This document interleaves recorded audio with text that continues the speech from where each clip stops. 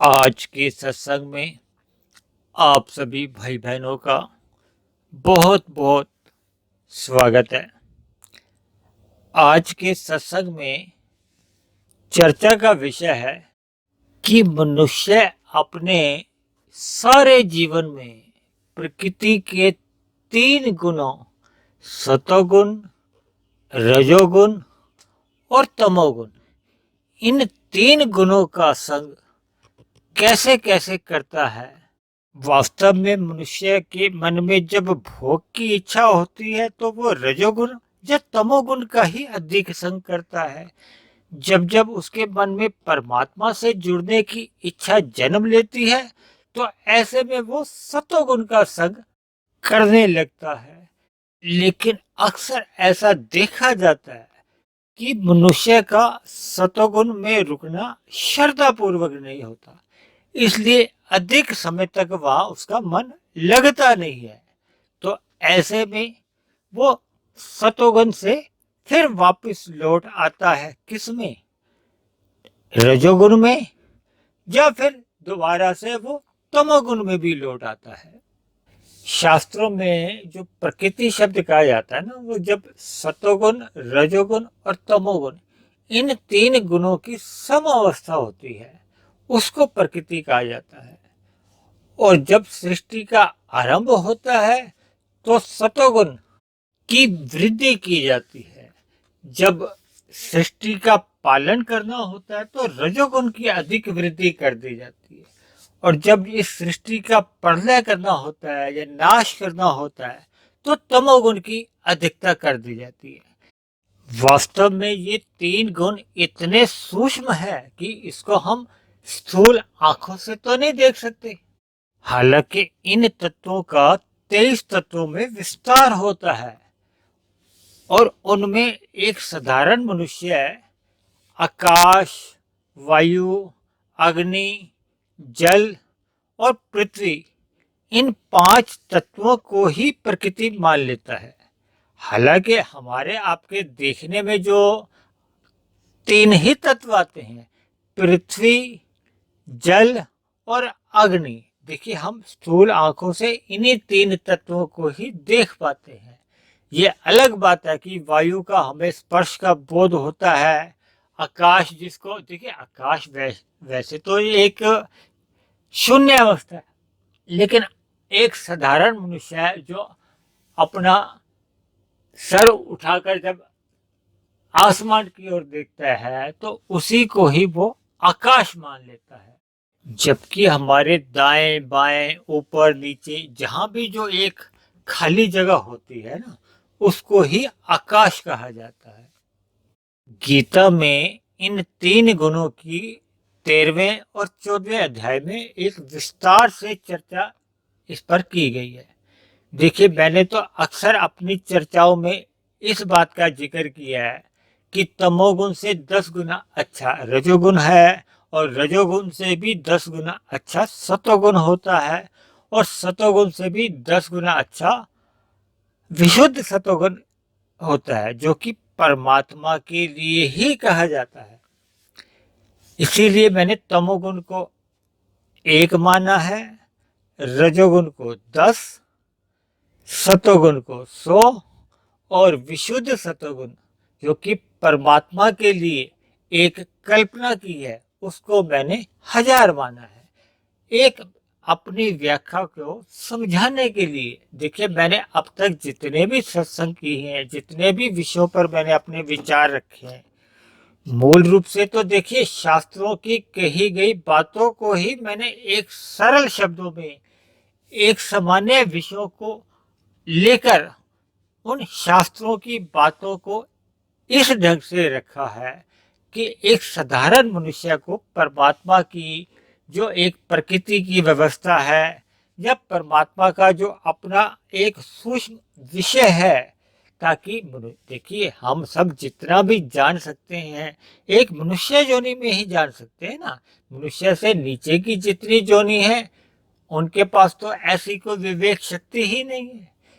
जितनी विवेक शक्ति मनुष्य के पास है और जितनी मनुष्य अपनी इस विवेक शक्ति को जगाना चाहे, विकसित करना चाहे, वो कर सकता है।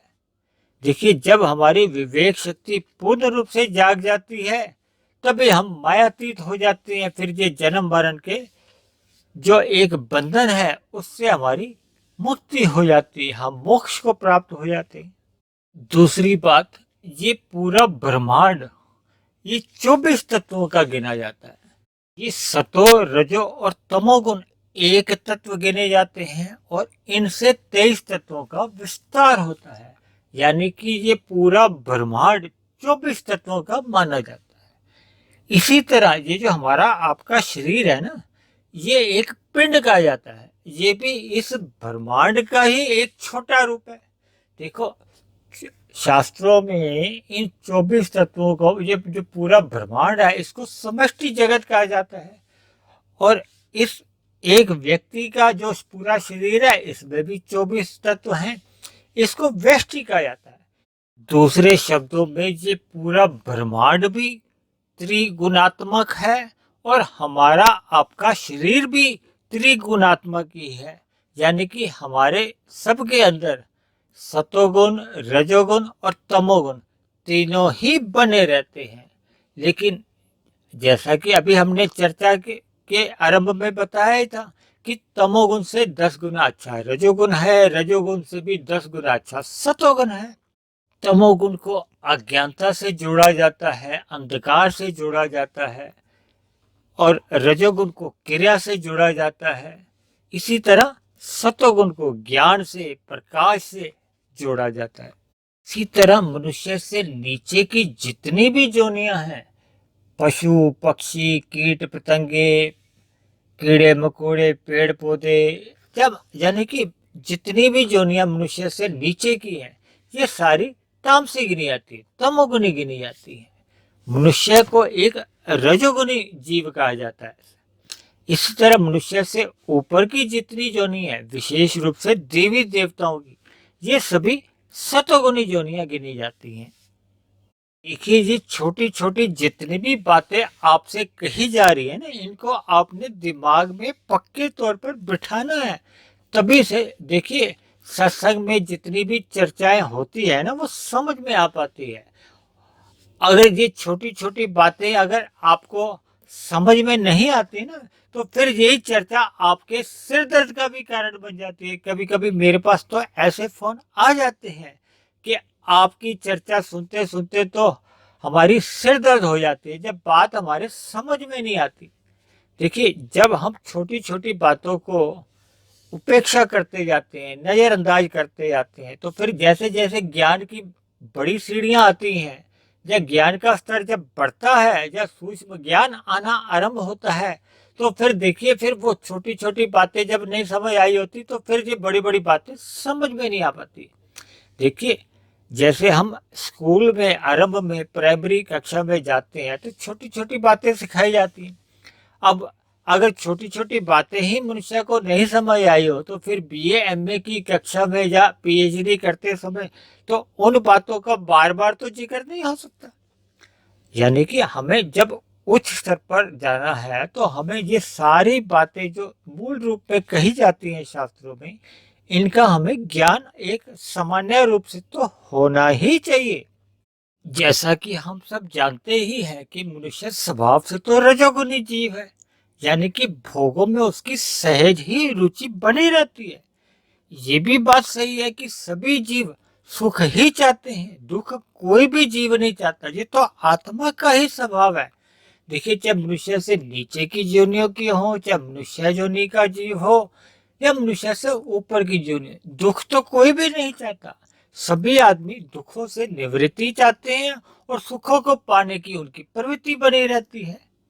लेकिन मनुष्य जोनी सतोगुण यानी कि परमात्मा की प्राप्ति के लिए मिली है, तो जब तक मनुष्य रजोगुण से सतोगुण की ओर नहीं जाता तो फिर विशुद्ध सतोगुण यानी कि परमात्मा रूपी मंजिल को पाने के लिए हमारी आध्यात्मिक यात्रा आरंभ ही नहीं होती। कि शास्त्रों में तो बार बार जोर देकर कहा गया है कि मनुष्य योनि केवल परमात्मा को पाने के लिए ही मिली है। देखिए, मनुष्य से नीचे की जोनियों में और ऊपर की जोनियों में वो तो भोग जो नहीं है, भोग तो हम पहले ही करते आ रहे हैं। लेकिन मनुष्य योनि में ही हम अपनी आध्यात्मिक यात्रा आरंभ कर सकते हैं। इसीलिए मैंने आज की चर्चा को आसानी से आपके समझ में आ जाए, इसीलिए आज की वीडियो के जो मेन स्क्रीन के ऊपर जो मैंने फोटो दी है, उसमें मनुष्य को बीच में रखते हुए उसके आसपास गुणों का एक ऐसा चित्र आप सभी भाई बहनों के लिए इस प्रकार से दर्शाया है, और मैंने 5 तीरों द्वारा कुछ इस प्रकार से दिखा दिया है ताकि बात आपके जो मैं आप समझाने जा रहा हूं ना, वो आपके समझ में आ जाए और हमेशा हमेशा के लिए दिमाग में बैठ जाए। देखिए, मेरा तो ऐसा मानना है कि मनुष्य योनि में जितने भी मनुष्य हैं, तकरीबन इस समय इस पृथ्वी पे 215-20 के लगभग देश हैं और उनमें तकरीबन 850-900 करोड़ के आसपास मनुष्य बताए जाते हैं। और ऐसा देखा गया है कि एक सामान्य मनुष्य भोगों की प्राप्ति के लिए कर्म करता है। अब ये कर्म देखिए, रजोगुण में रहकर भी हो सकता है और तमोगुण में रहकर भी हो सकता है। देखिए, रजोगुण में रहकर जब हम अपने सुख की प्राप्ति के लिए अन्य जीवों को हम पीड़ा नहीं देते, तंग नहीं करते, उनको दुख नहीं पहुंचाते, तो ऐसे सभी कर्म हमारे रजोगुणी कर्म गिने जाते हैं। देखिए, जब हम भोगों की प्राप्ति के लिए इस प्रकार के रजोगुणी कर्म करते हैं ना, तो अन्य मनुष्यों को कोई पीड़ा नहीं होती, हमारे कोई पाप कर्म नहीं गिने जाते। तब इस स्थिति में प्रकृति भी हमारे कार्यों में कोई अवरोध पैदा नहीं करती, कोई रुकावट पैदा नहीं करती। लेकिन जब मनुष्य अपने सुख के लिए अन्य जीवों के साथ झूठ, छल, कपट, ठगी, हेरा फेरी, चोरी, डकैती या हत्या जैसे भी अपराध कर जाता है, तो ये सभी कर्म से अन्य जीवों को दुख होता है। ये ऐसे सभी फिर कर्म ये तामसी कर्म गिने जाते हैं, यानी कि हमें तमोगुण की ओर ले जाते हैं। दूसरे आसान शब्दों में ऐसे सभी तामसी कर्म पाप कर्म गिने जाते हैं। देखिए, मनुष्य योनि में परमात्मा ने क्योंकि हमें स्वतंत्रता दे रखी है कर्म करने की, हम अच्छा कर्म भी कर सकते हैं, बुरा कर्म भी कर सकते हैं। परमात्मा की तरफ से प्रेरणा तो अच्छे कर्म के लिए ही दी जाती है। शास्त्रों में ज्ञान तो अच्छे कर्म करने के लिए ही है, बुरे कर्म करने से तो मना ही है, मना किया गया है। लेकिन फिर भी मनुष्य को एक स्वतंत्रता दी गई है। इस दी गई स्वतंत्रता का जब मनुष्य दुरुपयोग करता है, तो फिर मरने के बाद बने हुए कर्माशय के अनुसार फिर नीचे की योनियों में जो आप और हम अपने घरों के आसपास विभिन्न प्रकार के पेड़ पौधे, कीट पतंगे, कीड़े मकोड़े, पक्षी, पशु देखते ही हैं, या जंगलों में देखते हैं, या समुद्र में इतने तरह के जीव हैं। ये भी देखिए, कभी न कभी किसी जमाने में ये भी कभी हमारे आपके जैसे मनुष्य ही थे। इन्होंने भी कभी अपनी स्वतंत्रता का दुरुपयोग करते हुए तामसी कर्म कर दिए थे, जिसके आज ये दंड कहो, सजा कहो, आज ये नीचे की योनियों में दुख भोग कर काट रहे हैं। देखिए, जैसे जैसे इनके दुख जब पाप नीचे की योनियों में भोग भोग कर कम होते जाते हैं।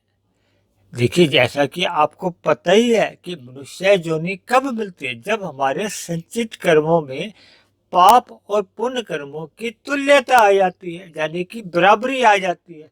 तो ऐसे में फिर से दोबारा मनुष्य योनि की प्राप्ति हो जाती है। तो नीचे की योनियों में जैसे जैसे हमारे पाप कर्मों का नाश होता जाता है, देखिए पुण्य कर्म भी सभी के कुछ ना कुछ तो रहते ही हैं। अब मान लो किसी के 80% पाप थे और 20% पुण्य थे। अब वो नीचे की जोनियों में, चाहे 10 जोनियों में, चाहे 1000 जोनियों में, चाहे 1 लाख जोनियों में, चाहे 1 करोड़ जोनियों में, चाहे 1 अरब बार जन्म लेना पड़े, जब तक उसके पाप कर्म भुगत भुगत के, भोग भोग कर कम होते हुए पुण्य कर्मों के बराबर 20% बराबर पे नहीं आ जाते, तब तक उसको मनुष्य योनि का जन्म नहीं मिलता। देखिए मनुष्य योनि की कितनी अधिक महत्ता है, और आपको और हमें तो देखिए मनुष्य योनि मिल चुकी है, तो हमें मिले हुए अवसर का लाभ उठाना चाहिए। देखिए लाभ क्या है, सतोगुण का श्रद्धा पूर्वक संग करना, और रजोगुण के आकर्षणों से या भोगों से मन का वैराग्य लाना, और तमोगुण का तो देखिए पाप कर्मों का या तमोगुण का तो दूर दूर तक संग नहीं करना, यानी कि अपने भोगों के लिए किसी भी अन्य जीव को कष्ट पीड़ा, अर्थात किसी भी प्रकार का झूठ छल कपट ठगी हेरा फेरी, इन बातों से तो बिल्कुल ही दूर रहना है। और साथ ही साथ इन रजोगुण के जो भोग जो हमें बार बार अपनी ओर खींचते हैं ना, इनसे मन का एक स्थायी वैराग्य बनाना। देखिए ये तभी बनता है जब हम सतोगुण में यानी कि सत्संग में अपने मन को टिकाने का अभ्यास करते हैं। ये अभ्यास देखिए धीरे धीरे बन पाता है जब हम निरंतर सत्संग में, देखिए आरंभ में तो सभी का सत्संग बेमन से ही होता है, लेकिन जैसे जैसे इस मन को हम बेमन से भी वहां ले जाते हैं ना, तो धीरे धीरे फिर अभ्यास द्वारा ये मन वहां टिकने लगता है, यानी कि ये सतोगुण में फिर ये लंबे समय तक आने से इसका मन वहां श्रद्धा पूर्वक हो रहने का इसका स्वभाव बन जाता है। जब मनुष्य का सतोगुण में रहना एक स्वभाव बन जाता है ना, तो ऐसे में फिर रजोगुण के जो आकर्षण है उनको मिलने पर भी मनुष्य फिसलता नहीं है। अन्यथा देखिए जिनका सतोगुण अस्थायी होता है ना, जब जब रजोगुण के भोग सामने आते हैं तो मन फिर से फिसल जाता है और मनुष्य फिर पुनः सतोगुण से लौटकर फिर रजोगुण में फंस जाता है। यानी सतोगुण में जब हम लंबे समय तक टिक जाते हैं ना, फिर धीरे धीरे हमारा विशुद्ध सतोगुण की ओर आध्यात्मिक यात्रा आरंभ होती है, यानी कि भगवान की ओर हमारी यात्रा या भक्ति को आरंभ होती है। फिर भक्ति मार्ग पर चलते चलते चलते चलते एक दिन परमात्मा की ही प्राप्ति हो जाती है, मनुष्य मायातीत हो जाता है। देखिए ये जो माया का बंधन किसका है, ये रजो तमो गुणों का ही बंधन है। जब ये बंधन ही समाप्त हो जाता है तो ऐसी स्थिति में मनुष्य मायातीत हो जाता है, यानी स्थूल शरीर के मरने पे उसे पुनः भौतिक जगतों में जन्म नहीं लेना पड़ता। तो ये स्थिति आपकी और हमारी जल्दी से जल्दी बने। इन्हीं शब्दों के साथ आज की चर्चा को, आज के सत्संग को हम यही विश्राम देते हैं। आप किसी भाई बहन का कोई प्रश्न हो, कोई बात समझ नहीं आई हो, तो आप नीचे कमेंट्स बॉक्स में अपना प्रश्न या अपना सुझाव या कोई बात मेरी बुरी लगी हो तो आप उसको भी लिख सकते हैं। इन्हीं शब्दों के साथ आप सभी भाई बहन का बहुत बहुत धन्यवाद। फिर मिलते हैं एक नए विषय को लेकर, एक नए संदेश के साथ। तब तक आप सभी भाई बहनों का बहुत बहुत धन्यवाद।